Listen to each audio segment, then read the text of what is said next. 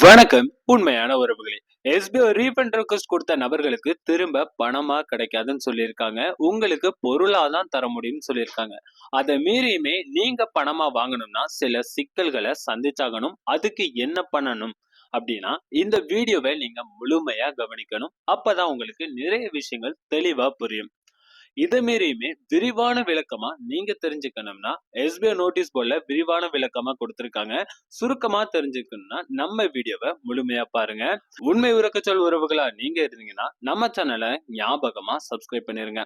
முதல்ல SBI refund request கொடுத்த ஸ்டார்டிங்ல இருந்து பணமா தான் இப்போ வரைக்குமே கொடுத்துக்கிட்டு இருக்காங்க. அதுல 18% ஜிஎஸ்டி புடிச்சு போய் தான் மீதமுள்ள பணம் கொடுத்துக்கிட்டு இருக்காங்க. நீங்க இன்வெஸ்ட்மெண்ட் பண்ண பணம் எவ்வளவோ அதை பொறுத்து தான் 18% மைனஸ் பண்ணி உங்களுக்கு கொடுக்குறாங்க.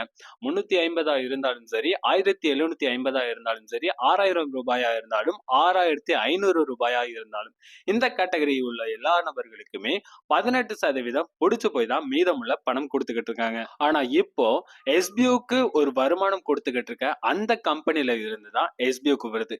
எஸ்பிஓல இருந்து தான் எஸ்பிஓ மக்களுக்கு வருது. இந்த ரெண்டு இடத்துல இருந்து மாறி மாறி வர்றதுனால ஏற்கனவே எஸ்பிஓல இருந்து எஸ்பிஓ மக்களுக்கு வரதுல இருந்து தான் 18% ஜிஎஸ்டி கட்டி ஆகணும்னு சொல்லியிருக்காங்க கவர்மெண்ட். ஆனா இப்போ இதற்கு மேல எஸ்பிஓக்கு மேல ஒரு நிறுவனம் எஸ்பிஓக்கு கொடுக்குறாங்க. அந்த இடத்துல உள்ளதுலயும் 18% ஜிஎஸ்டி கட்டி ஆகணும் அப்படின்னு சொல்லிடுறாங்க. சோ இது கட்டுறதுக்கு எஸ்பிஓவும் சரி, அதற்கு வருமானம் கொடுக்கிற அந்த நிறுவனமும் சரி தயாரா இல்ல.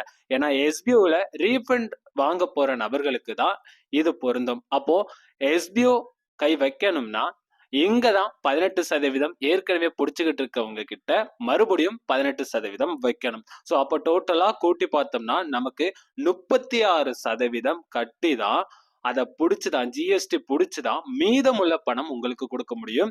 அப்படினாலுமே உங்களுக்கு அது கட்டாது. அப்பனா இது என்ன செய்யலாம், இதற்கு ஒரு ஆல்டர்னேட் சொல்யூஷன் நம்ம என்ன செய்யலாம்னு யோசிச்சு இப்போ ஒரு முடிவுக்கு வந்திருக்காங்க. நீங்க எவ்வளவு பணம் கட்டியிருக்கீங்களோ அதுல 1% கூட எந்தவித டிடக்ஷன் இல்லாம முழுமை தொகையா நீங்க பணமா பெற்றுக்கொள்ளாம உங்களால பொருளா பெற்றுக்கொள்ள முடியும் அப்படின்னு சொல்லியிருக்காங்க. இது எப்படின்னா பைமோட்டுங்கிற நம்ம டைப் கூட இருக்கிற கம்பெனில இருந்து கிராசரி ப்ராடக்ட்ஸை நீங்க பர்ச்சேஸ் பண்ணிக்கலாம் அப்படின்னு சொல்லியிருக்காங்க. ஏற்கனவே வெல்கம் கிட் கொடுத்த மாதிரி உங்களுக்கு ஒரு கிட் மாதிரி கொடுப்பாங்க. ஒரு எஸ்பிஓ கிஃப்ட் அப்படிங்கிற மாதிரி ஒரு பேக்கிங்ல 6500 ரூபாய்க்கு நீங்க பணம் கட்டியிருக்கீங்கன்னா அந்த பணத்திற்கு உள்ள மதிப்புக்குள்ள பொருட்கள் எல்லாமே உங்களுக்கு கொடுப்பாங்க. அது இல்ல எனக்கு பணமா தான் வேணும், 36% பிடிச்சு போனாலும் பரவாயில்லைன்னு நீங்க சொல்றதா இருந்தால் 3 மாதத்திற்கு பிறகுதான் உங்களுக்கு இந்த பணம் உங்க கையில கிடைக்கும். 36% பிடிச்சு போய் மீதமுள்ள பணம் உங்களுக்கு 3 மாதத்துக்கு பிறகுதான் கிடைக்கும்னு சொல்லியிருக்காங்க. இதற்கு காரணம் நியூ ப்ராசஸ் இனி ஸ்டார்ட் ஆக போகுது. அதுல உள்ள வேலைகள் அதிகமா இருக்கிறதுனால உங்களுக்கு 3 மாதத்துக்கு பிறகுதான் இந்த பணம் வரும்னு சொல்லியிருக்காங்க. சரி, நம்ம எப்படி இந்த பொருளை நம்ம வாங்குறதுனா இல்ல இந்த பணத்தை எப்படி நம்ம வாங்குறது அப்படிங்கிற மாதிரி இருக்கும்.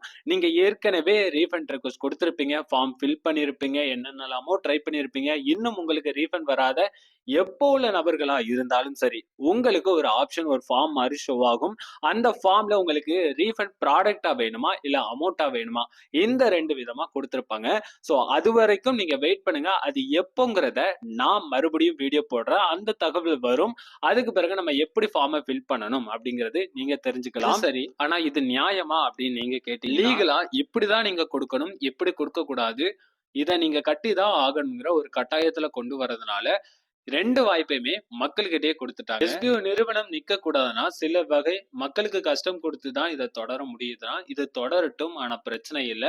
எனக்கு தெரிஞ்ச அளவு என்னோட ஒரு சஜஷன், மொத்த பேக்கிங்கா கொடுக்காம மக்களுக்கு என்ன விருப்பம் உள்ள அந்த பொருட்களோ அந்த பொருட்களை அவங்க பர்ச்சேஸ் பண்ணிக்கலாம்.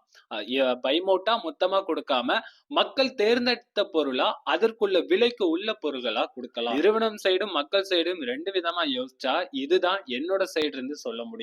சில நிறுவனங்கள்ல நாம இன்வெஸ்ட்மெண்ட் பண்ற அமௌண்ட் பணமா கிடைக்காத ஒரு இடத்துல பயனா ஏதாவது ஒண்ணு கிடைக்குது அப்படிங்கிற ஒண்ண மனசை தேத்திட்டு தான் நம்ம இதை வாங்கி கொள்ள முடியும். ஏன்னா இது ஏற்கனவே ஒரு ப்ராடக்டா தான் நம்ம தருவோம் அப்படின்னு சொல்லியிருந்தா மக்களுக்கு ஒரு மைண்ட் செட் வந்திருக்கும். ஆனா இப்போ ஒரு திடீர் மாற்றத்துல இருக்கும்போது அந்த பணம் கடனா வாங்கியிருப்பீங்க, கடன்கள் வாங்கியிருப்பீங்க. அத குடுக்குறதுக்கு யோசிச்சிருப்பீங்க. ஒவ்வொரு கமிட்மெண்ட்ஸ்க்கும் நீங்க பிரிப்பேர் பண்ணி வச்சிருப்பீங்க. பட் இப்போ இது சொன்னதும் உங்களுக்கு டிஸ்டர்பன்ஸ் ஆக தான் செய்யும். இத எந்தவித பதில் உங்களுக்கு குடுத்தாலும், உங்களுக்கு அதோட சொல்யூஷன் கிடைக்காது. நமக்கு கிடைச்சது இதுதான். அட்ஜஸ்ட் பண்ணி நம்ம வாங்கி தான் ஆகணும் அப்படிங்கிற ஒரு கண்டிஷன்ல தான் வந்து ஆகணும். அப்படி இல்லன்னா 3 மாதம் நீங்க வெயிட் பண்ணி, அது எவ்வளவு அமௌண்ட் கிடைக்குதோ, அவ்வளவு அமௌண்ட்ட வாங்கி தான் ஆகணும். இத பத்தி நீங்க என்ன நினைக்கிறீங்கன்னு கமெண்ட் பண்ணுங்க. நன்றி உறவுகளே. எஸ்பிஓ பத்தி நிறைய முக்கியமான தகவல்கள் வந்திருக்கு. அடுத்தடுத்த வீடியோவில் நம்ம சந்திக்கலாம்.